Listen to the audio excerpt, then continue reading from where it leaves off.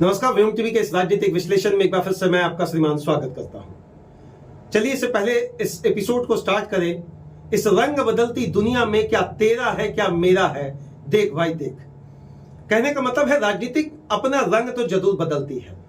अब इस रंग को जब दो नेता आपस में तंज कसते हुए नजर आए तो श्रीमान आम जनता के लिए या वोट के लिए एक बड़ा विकल्प का रास्ता तलाशने का मामला हो जाता है, या बस वही कहें कि भैया आप केवल इतना ही समझे कि दो नेता के तंज से कितना हो सकता है जनता का भला। जी हाँ, कोयलांचल में चल रहा है नगर निगम का चुनाव। नगर निगम के चुनाव में चंद दिन बचे हुए हैं चुनाव प्रचार में।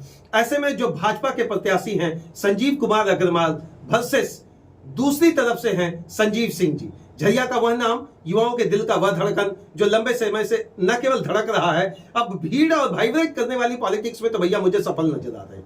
लेकिन दूसरी ओर कि जहां प्रत्याशी के तौर पर श्रीमान संजीव कुमार अग्रवाल जी का जो मोर्चा संभाले हुए हैं ढुलू महतो जी, ये जो बयानबाजी होता है ना राजनीति में, इस बयानबाजी को कयास के अंतर्गत नहीं दिखा जाता, इसको डायरेक्ट रख दिया जाता है पटल पर।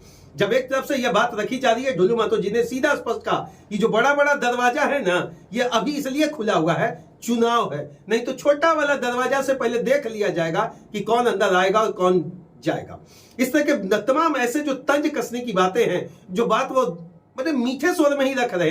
लेकिन दूसरी तरफ से संजीव सिंह का कहना है कि भैया मेरे आने से जो लोकप्रियता बढ़ी हमारी, मेरे आने से जो भूचाल बढ़ा, मेरे आने से जो राजनीतिक समीकरण टेढ़ा हुआ, मेरे आने से जो नया लोगों को एक आत्मविश्वास बना, क्योंकि गरीब का बेटा, अमीर का बेटा, दलित का बेटा, शोषित का बेटा, तमाम ऐसे बातें जो दोनों तरफ से रखी जा रही है। तो कौन दलित, कौन अमीर, कौन गरीब, अब यहां प्रश्न आकर टिकता है कि संजीव सिंह का जो बयान है श्रीमान, वह बयान का मतलब क्या है, उस बयान के क्या कयास निकाले जा सकते हैं कि भैया अब उन्हें एक डॉक्टर की जरूरत है और एक बेहतर डॉक्टर से इलाज कराएं। शायद उनका बीपी बढ़ा हुआ है। बीपी बढ़ जाने का जो सांकेतिक अर्थ है सीधी भाषा में, जब वोट घसकने का संकेत नजर आता है तो किसी पार्टी के लिए बयानबाजी शुरू हो जाता है। दूसरी तरफ माननीय सांसद महोदय कह रहे, दूसरी एक तरफ से माननीय संजीव सिंह जी कह रहे कि राजनीतिक छीटाकशी तो होगी, लेकिन मैंने केवल एक ही चीज ठाना है, मुझे किसी चीजों की जरूरत नहीं है श्रीमान, मैं उतना सक्षम जरूर हूं, मुझे सेवा करना है, मुझे सेवा करना है उस नाम पर जो लंबे समय से मजदूरों के चीजों की बात हमारे पारिवारिक कुंबों से कहा जाता है। हमारा परिवार का इतिहास खंगाल लें, हमारे परिवार का वो चैप्टर खंगाल कर आप देख लें जिसमें केवल मजदूर, दलित, पीड़ित, शोषित का बात रखा जाता है। लेकिन वहीं दूसरी ओर से यह कहा जा रहा है श्रीमान कि वो परिवार की बात आप हटा दें, इतने बड़े बड़े दबंगई स्टाइल से जो पॉलिटिकल अप्रोच पाने का कोशिश किया जा रहा, आने वाले समय में जनता जवाब देगी। अब जनता कितना सकेते में पड़ा हुआ है, जनता कितना दिग्भ्रमित हो गया है, ये दोनों नेताजी क्या आप समझ पा रहे कि नहीं, हम नहीं जानते। चलिए इसी का थोड़ा सा विश्लेषण आज आपके साथ करते हैं। मैं तो राजनीतिक विश्लेषण मुखरता के साथ श्रीमान करता आया हूं, आपका प्यार और आशीर्वाद के तौर पर। ना पक्ष की हम बात करते, ना विपक्ष की बात करते, समस्याओं के समक्ष की बात करते हैं। दोनों नेता की तरफ से तंज कसा जा रहा, दोनों नेता की तरफ से शाब्दिक प्रहार, दोनों नेता की तरफ से हमलावर होकर शब्दों का नया नया समीकरण श्रीमान गोलबंदी के माध्यम से। और ये गोलबंदी क्या है भैया, वोटर हम बता रहे तरफ आ जाए, वोटर भाजपा की तरफ झुक जाए, वोटर नॉन भाजपा की तरफ झुक जाए। हालांकि दोनों जी के नाम में संजीव लगा हुआ है। अब ये संजीव जी जो पहले भाजपा के ही अंतर थे, उनके लिए एक बहुत बड़ा चुनावी समीकरण में प्रश्न आकर टिका हुआ है। उनकी पत्नी ही भाजपा के तरफ से श्रीमान क्या है, झरिया की विधायक है। लेकिन ये झरिया के विधायक और इधर से धनबाद में भाजपा के तरफ से है श्रीमान सांसद ढुलू महतो। क्या भीतर खाने इन लोगों की परिपाटी में कुछ अच्छा है या नहीं, ये तो भैया जनता समझ रही है, ये पब्लिक है, ये सब जानती है कि अंदर क्या है और बाहर क्या है, बाकी सब वो पहचानती है, ये पब्लिक है, ये सब जानती है। मैंने शुरू में ही कह दिया, क्या कह दिया कि भैया जो चीज आपको नजर आ रहा है यह केवल कैमरे पे नजर आ रहा, केवल आपके मोबाइल स्क्रीन पर नजर आ रहा, लेकिन भीतर खाने आम जनता का सवाल अब कड़ा तीखा, चाहे तीखा मिर्चा हो या श्रीमान 28 नंबर से जो बात रख रहे हैं कौन, संजीव जी। तमाम दोनों प्रत्याशियों के तरफ से चंद वो सवाल जो धनबाद की जनता के लिए अति आवश्यक है, जो आप पूछना चाहते हैं। क्या स्वास्थ्य चिकित्सा को लेकर नगर निगम के पास कोई है सिस्टम या ब्लूप्रिंट? क्या नलियों को बजबजा कर केवल दिखा देने से आप कह देंगे कि धनबाद विकास कर जाएगा?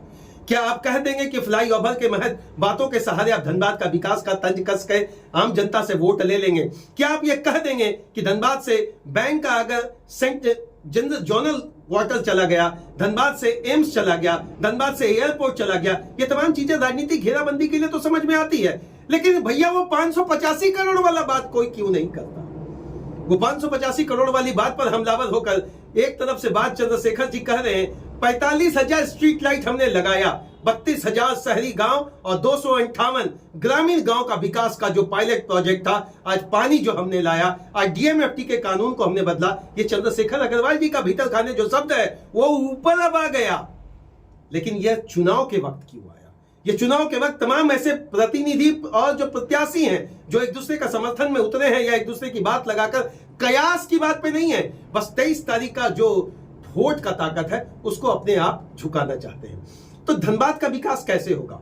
क्या धनबाद के वो तमाम नगर निगम क्षेत्रों में आप जो भी जिस तरीके से स्वास्थ्य सुविधा पहुंचाते हैं उसको और भी दुरुस्त करेंगे या नहीं? सड़कों का चौड़ीकरण की तो बात बाद में करें श्रीमान, सेस चार्ज की बात आप क्यों नहीं करते, यह जरूर जानना है। उन पानी की समस्या का बात 1954 तक से लेकर 2026 के इस नगर निगम चुनाव के अंतर्गत, हालांकि 2006 के आसपास में नगर निगम का गठन धनबाद में हुआ, तो बीते कह सकते हैं ना तकरीबन 19 वर्ष का फासला तो हो ही गया। क्या आपको एक जगह लगा कि नगर निगम ने इस तरीके से दुरुस्त काम किया जहां पानी का समस्या? हाँ, पानी आया, माइथन से आया, ये हम नहीं कहेंगे कि नहीं आया, जमुनिया से आया, तोपचाची से आया, तमाम जगहों से लाया गया, लेकिन वो उसी तरीके से लाया गया कि महज आप कह सकते हैं समुद्र से 2 लोटा पानी, या फिर आप ये कह सकते हैं कि एक छोटा तालाब कर दिए इतनी बड़ी भीड़ के बीच में। लेकिन जो प्रदूषण से समस्या निजात पाने की बात थी, कदापि नहीं, एकदम बिल्कुल 0 मार्क्स हम देने को कहेंगे। चाहे आप एनजीटी के तरफ से देख लें, जिला प्रशासन की तरफ से, और जो सबसे बड़ी भूमिका निभानी चाहिए थी नगर निगम, इतना जबरदस्त इनकम करने वाला विभाग अगर ये दंश झेलता हो, कहता हो, अपनी दशा और दिशा का अमली जामा पहनाकर बात रखता हो श्रीमान कि हम आपका विकास कर देंगे।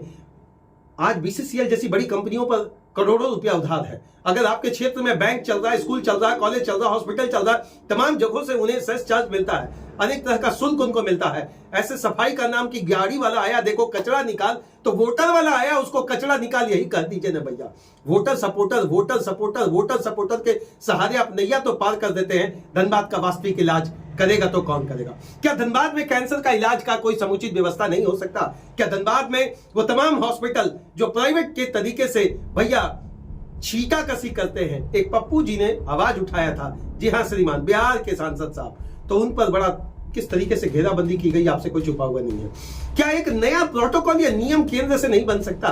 नगर निगम से अगर सवाल पूछा जाए तो केंद्र पर लटका दिया जाता है कि केंद्र का पैसा नहीं। चंद्रशेखर जी ने आज जो चीज लाकर रखा कि भैया ये राज्य का पैसा नहीं, ये केंद्र का पैसा नहीं, ये जिले का पैसा है। काश चंद्रशेखर जी आप ये बात चुनाव के पहले रखते। काश चंद्रशेखर जी आप इसको इस तरीके से रखते कि आपको किसी पार्टी में जाने की बात नहीं होती, आप स्वतः निकल जाते। क्योंकि अगर आपने काम किया, 75,000 लाइट की बात कर रहे हैं, तो 75,000 वोट तो भैया जरूर आपके उस दरवाजे से बन सकता था जिस दरवाजे पर लाइटें लगी। भैया 90-98,000 वोट से तो भैया लोग जीत जाते हैं। इस 9 लाख वोटर के साथ क्या हो सकता है खेला?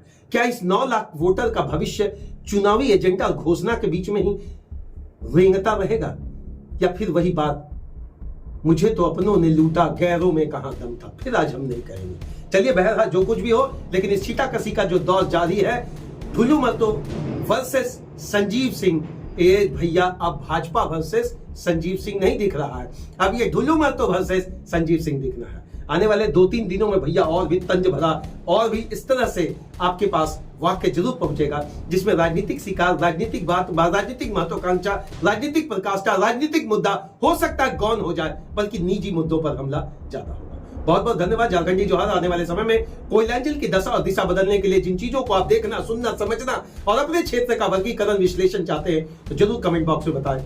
वादा करते हैं बिना लाग लपेट के जरूर दिखाएंगे। जय हिंद।